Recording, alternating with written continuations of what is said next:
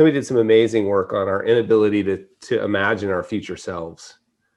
Right. And the connection you have with somebody 20 years out, I think it was 20, it might've been 30, but I think it was just 20 years out. The emotional connection you have with your imagined self 20 years away is the same emotional connection you have to a stranger. Right. So we really have a hard time relating to that. And generally, like, we all know people are really good at this. Like my wife, absolutely. Like, she takes the top off the muffin, sets it aside, eats the bottom of the muffin, and then eats the top, because of course the top's the best part.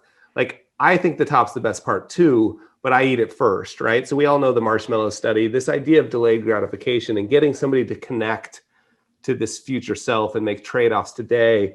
It's a central challenge for all of us, right? It's easy to plan when there's enough resources to meet every goal, right? It's challenging to plan when we've got to make some really tough trade-offs. I've had good success with getting people to identify with their future selves by using Patty Jabrowski's drawing exercise. You can find her. She did a TEDx on it, and really got crystallized in someone's mind by using crayons or colored pencils.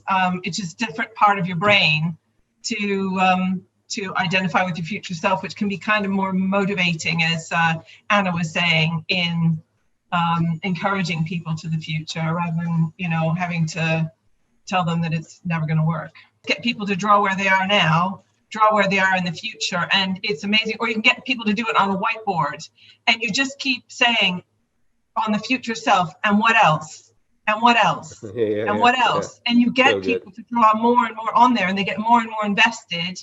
And then the final part is coming up with 3 ideas on how they can get from where they are to where they want to go. But I mentioned it just more the idea of getting people to own their future self. It's just because it's creative rather than words or shame or anything else. It just sometimes seems to be an unblocker